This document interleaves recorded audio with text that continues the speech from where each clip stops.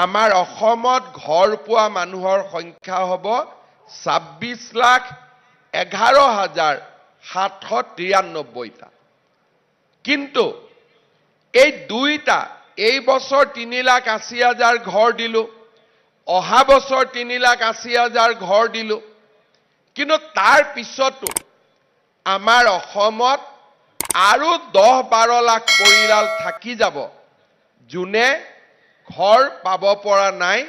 তেওঁলোকে মনত ভাবি আছে যে আমাৰ নামটো দেখোন লিষ্টতো নাই গতিকে আমাকতো তেওঁলোকে চৰকাৰেতো আমাক ঘৰ নিদিব কিন্তু প্ৰধানমন্ত্ৰী ডাঙৰীয়াই মোক কৈছে যে অসমৰ প্ৰতি গৰাকী দুখীয়া পৰিয়ালক তেওঁ একোটাকৈ ঘৰ দিবই আৰু এইটোৱে হৈছে তেওঁৰ প্ৰতিশ্ৰুতি এতিয়া আজি আপোনালোকে ঘৰ পালে অলপ পিছতে গধূলিৰ ভিতৰত 2 লাখ মানুহৰ একাউণ্টত প্ৰথম কিস্তিৰ 37,000 টকা 37,000 কিমান 500 37,500 টকা জমা হ'ব আৰু 1,80,000 বেংকে একেদিনাই কৰিব দিগদাৰি পাইছে অহা কালি বা পৰহিৰ ভিতৰত আপোনালোকৰ বাকিখিনিৰো টকাটো জমা হ'ব আৰু তাৰ পিছত আপোনালোকক আজি আমি যেনেকে লিখি দিছো প্ৰথম কিস্তি দ্বিতীয় কিস্তি তৃতীয় কিস্তি কেনেকে পাব তাৰ বিষয়েও আপোনালোকক আমি অৱগত কৰিছো যে এই ধৰণে আপোনালোকে কামবোৰ কৰি গৈ থাকিলে আপোনালোকে ঘৰ সম্পূৰ্ণ নোহোৱাকৈ আপোনালোকে এই ধৰণে আমাৰ পৰা টকা পাই থাকিব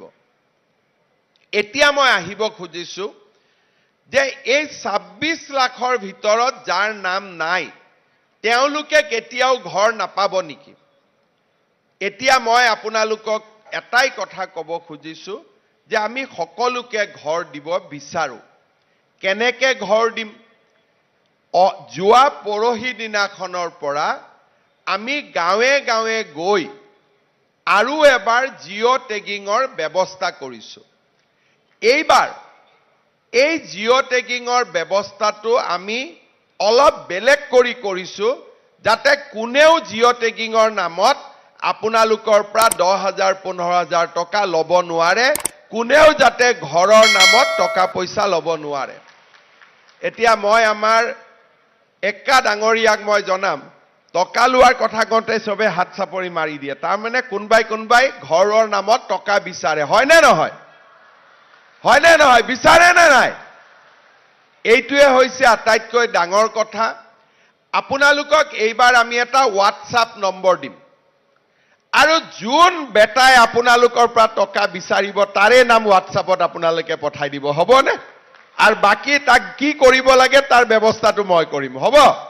গতিকে আপোনালোকে প্ৰথম কিস্তিটো তাক টকা নিদিব দ্বিতীয় কিস্তিটো টকা নিদিব তৃতীয় কিস্তিটো টকা নিদিব দিব নেকি আকৌ টকা কাকো টকা নিদিব হ'ব